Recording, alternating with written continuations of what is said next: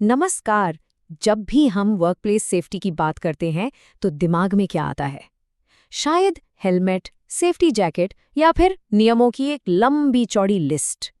लेकिन क्या हो अगर कोई कहे कि सेफ्टी का असली राज सिर्फ 3 शब्दों के बीच का फर्क समझने में छिपा है। इन शब्दों को जानने के बाद यकीनन सेफ्टी को देखने का नजरिया ही बदल जाएगा। हम सबने ऐसे पल महसूस किए हैं, वो दिल की धड़कन रोक देने वाले लम्हे जब कुछ बहुत बुरा होते होते रह जाता है। ये जो लगभग हो जाने वाली घटनाएं हैं ना, आज हमारे बातचीत का सेंटर पॉइंट यही है। और जैसा कि हम देखेंगे, ये उतनी मामूली है नहीं जितनी लगती है। तो चलिए बिल्कुल बेसिक से शुरू करते हैं। इससे पहले कि हम उन बाल बाल बचने वाली घटनाओं पर जाएं, ये समझना जरूरी है कि सेफ्टी का असल मतलब है क्या। ये सिर्फ कुछ नियम कानून फॉलो करने से कहीं ज्यादा गहरी बात है। देखिए, सेफ्टी का जो मूल सिद्धांत है वो बहुत सरल है। ये है नुकसान के ऐसे किसी भी जोखिम से आज़ादी जिसे हम स्वीकार नहीं कर सकते। आसान शब्दों में कहें तो एक ऐसा माहौल बनाना जहां हर कोई बिना किसी डर के अपना काम कर सके। और अब आते हैं इस पूरी चर्चा के सबसे अहम हिस्से पर। ये 3 शब्द एक्सीडेंट, इंसिडेंट और नियर मिस, यानी दुर्घटना, घटना और बाल बाल बचना। अक्सर लोग इन्हें एक ही समझ लेते हैं, लेकिन इनके बीच का जो अंतर है वो बहुत बड़ा और बहुत ही महत्वपूर्ण है। इस फर्क को समझने के लिए चलिए एक बहुत ही सिंपल सा उदाहरण लेते हैं। सोचिए, एक ऊंची जगह से एक रिंच नीचे गिरता है। एक्शन तो बस एक ही है, रिंच का गिरना। लेकिन उसका नतीजा क्या होता है?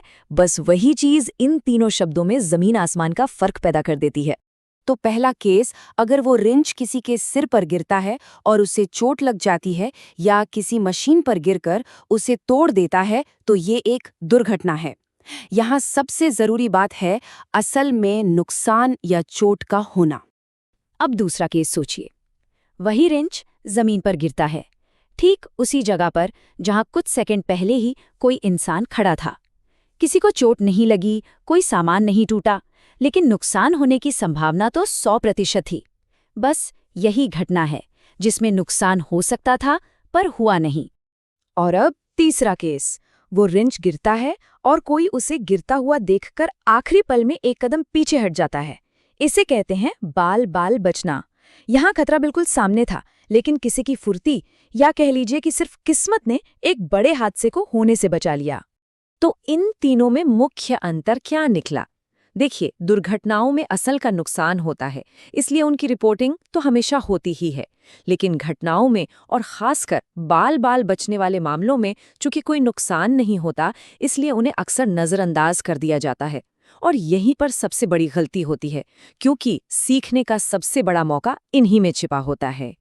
तो चलिए अब उसी चीज पर फोकस करते हैं जिसे हम सबसे ज्यादा अनदेखा कर देते हैं, लेकिन जो शायद सबसे ज्यादा कीमती है, यानी एक नियर मिस या बाल बाल बचना।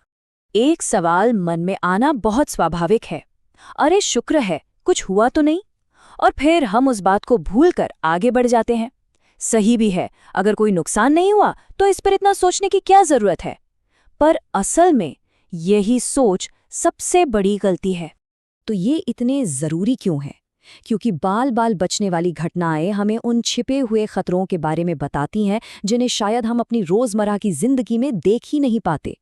ये असल में मुफ्त के सबक है जो हमें भविष्य की बड़ी दुर्घटनाओं से बचा सकते हैं, वो भी बिना कोई कीमत चुकाए। तो इसका समाधान क्या है? एक ऐसा सिस्टम बनाना जहां इन बाल बाल बचने वाली घटनाओं को बिना किसी डर के रिपोर्ट किया जा सके। जब ऐसा होता है तो समझिए जादू होता है। हम जोखिम कम करते हैं, हम वो डेटा इकट्ठा करते हैं जिससे खतरों के पैटर्न का पता चलता है। और सबसे ज़रूरी बात, हम एक ऐसा कल्चर बनाते हैं जहां हर कोई सेफ्टी को अपनी जिम्मेदारी समझता है। ये समझना कि बाल बाल बचना एक चेतावनी है, ये सिर्फ एक अच्छी सोच नहीं है, ये असल में उन बड़े और फॉर्मल सेफ्टी सिस्टम्स की नींव है। वो सिस्टम जो असल में लोगों की जान बचाते हैं। जरा इस फायर ट्रायंगल को देखिए। आग लगने के लिए 3 चीजों का होना जरूरी है। इनमें से किसी एक को भी हटा दें तो आग लगने का खतरा ही खत्म हो जाता है। बाल बाल बचने वाली घटनाओं से मिला डेटा भी ठीक इसी तरह काम करता है। ये उस एक तत्व की तरह है जिसे अगर हम पहचान कर सिस्टम से हटा दें तो हम पूरी दुर्घटना की चेन को ही तोड़ सकते हैं। और इसी सोच पर आधारित है जॉब सेफ्टी एनालिसिस या JSA। ये एक प्रोएक्टिव तरीका है। इसका मतलब है कि काम शुरू करने से पहले ही हर एक स्टेप से जुड़े खतरों को पहचाना जाता है। और ये एनालिसिस किस आधार पर होता है? अक्सर ये पिछली बाल बाल बची घटनाओं के डेटा पर ही आधारित होता है। वो रेंच जो गिरा लेकिन किसी को लगा नहीं, अब वही हमें बताता है कि ऊपर काम करते वक्त औजारों को सुरक्षित रखना कितना ज्यादा जरूरी है। और जब जोखिम बहुत ज्यादा होता है तब परमिट टू वर्क जैसे सिस्टम काम में आते हैं। ये सिर्फ एक कागज का टुकड़ा नहीं है, बल्कि एक तरह का फॉर्मल वादा है कि काम शुरू करने से पहले हर छोटे बड़े खतरे को पहचान लिया गया है और उसे कंट्रोल कर लिया गया है। ये बाल बाल बचने से मिले सबक को एक्शन में बदलने का सबसे मजबूत तरीका है। तो हम इस पूरी बातचीत के अंत में एक बहुत ही शक्तिशाली विचार पर पहुंचते हैं। ये सब कुछ सिर्फ नजरिया बदलने के बारे में है। और यही सबसे जरूरी बात है। जब कोई हादसा होते होते रह जाए तो उसे अच्छी किस्मत मानकर भूल जाना बहुत आसान है, लेकिन एक मजबूत सेफ्टी कल्चर उसे एक चेतावनी, एक डेटा पॉइंट और सुधार करने का एक सुनहरा मौका मानता है। ये एक मुफ्त का सबक है जिसकी कीमत किसी को नहीं चुकानी पड़ी। तो अगली बार जब कोई चीज गिरे और किसी को चोट ना लगे या कोई मशीन खराब होते होते बच जाए, तो ये सोचने वाली बात है, क्या ये सिर्फ अच्छी किस्मत थी या ये एक चेतावनी है जिस पर ध्यान देने की जरूरत है? बस यही एक सवाल एक अच्छे और सुरक्षित कल्चर की पहचान है।